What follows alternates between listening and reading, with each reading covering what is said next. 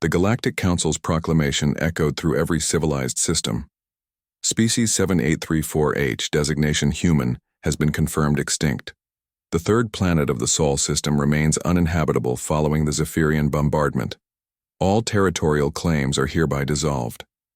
High Counselor Vexthan of the Dominion adjusted his ceremonial robes as he addressed the assembled delegates. The holographic display showed Earth, a scarred, silent world wreathed in ash clouds. 3 standard years had passed since the Zephyrian Empire had turned humanity's homeworld into what their reports called a tomb of glass and radiation. The aggressive species has been neutralized, Vexthan continued, his forearms gesturing dismissively. We may now proceed with the colonization, lottery for the Sol system's remaining worlds.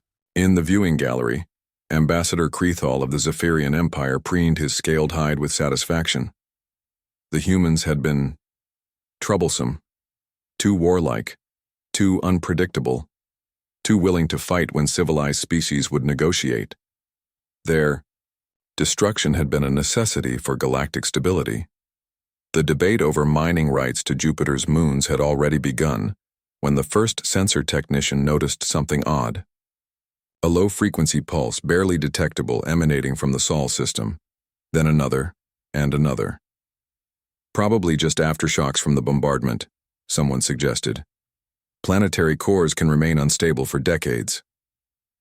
But the pulses weren't random, they were rhythmic, steady, like a heartbeat. Deep beneath the Himalayan mountain range, in caverns that had been expanded and reinforced over generations, General Sarah Chen stood before the largest assembly of human military commanders in 3 years. The subterranean cities had grown. In the darkness, Houston below, New London deep, the vast complex under what had once been Tokyo. Today, she announced, her voice carrying through quantum-encrypted channels to similar gatherings across the globe, we stop hiding. The bombardment had been devastating, yes. 70% of Earth's surface population had been lost in the first wave. But humanity had learned long ago that the only way to survive was to have contingencies for contingencies. The deep shelters, the underground farms, the fusion reactors buried in oceanic trenches, all had been prepared for exactly this scenario. The Zephyrians had expected humans to fight like the other species they'd conquered. Fleets against fleets, standing armies, clashing in open space. They hadn't understood that humanity's greatest strength wasn't their technology or their numbers. It was their absolute, bone-deep refusal to give up. The pulses from Earth were growing stronger. Across the galaxy, sensitive listening equipment began picking up something that made xenolinguists scramble to their translation matrices. It wasn't a language, it was older, more primal. Music. War drums, specifically. Thousands of them, beating in perfect synchronization across Earth's scarred continents. The rhythm was being broadcast on subspace frequencies, growing louder with each passing hour, and with it came something else. Massive energy signatures emerging from beneath Earth's surface. Ships. Hundreds of them, rising from hidden facilities that shouldn't have existed. But these weren't the sleek vessels the Galactic Council remembered from humanity's brief presence in galactic politics.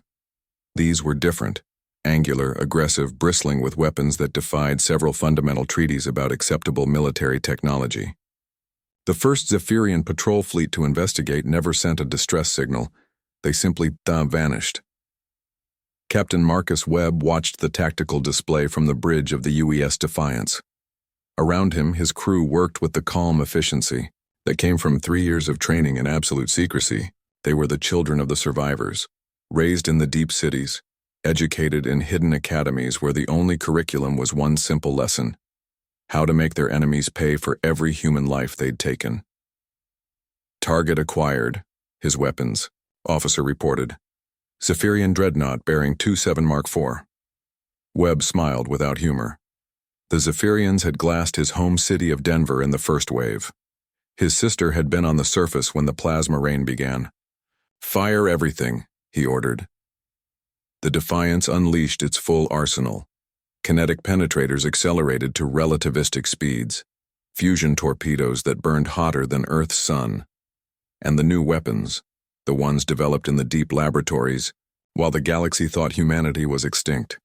Quantum disruptors that could tear apart molecular bonds. Gravitational mines that could collapse space-time itself. The Zephyrian ship died screaming. The Galactic Council convened an emergency session as reports flooded in from across known space. Human vessels had appeared in 17 different systems simultaneously. They struck military targets with surgical precision, avoided civilian populations, and disappeared back into hyperspace before response fleets could arrive. But it was the message that accompanied each attack that truly shook the galaxy's foundations. It was broadcast in every known language, accompanied by those never-ending war drums. You declared us extinct. You divided our worlds among yourselves. You thought silence meant death. You were wrong. Humanity does not forget. Humanity does not forgive. And humanity never stops fighting. We are the species that crawled from caves to conquer our entire planet. We are the ones who split the atom and walked on other worlds. We survived ice ages, plagues, and our own worst impulses. Did you really think a little orbital bombardment would stop us?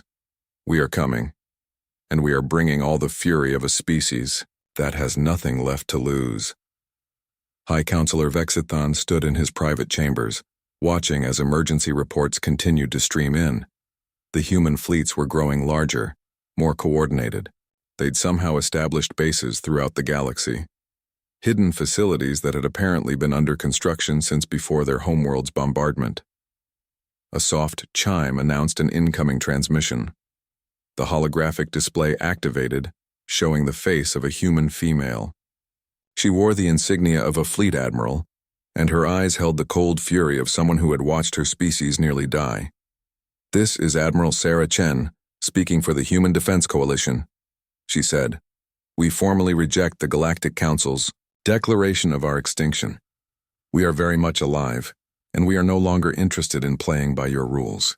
Behind her, Vexthon could hear them, the war drums that had been broadcasting continuously for days now, growing louder and more insistent.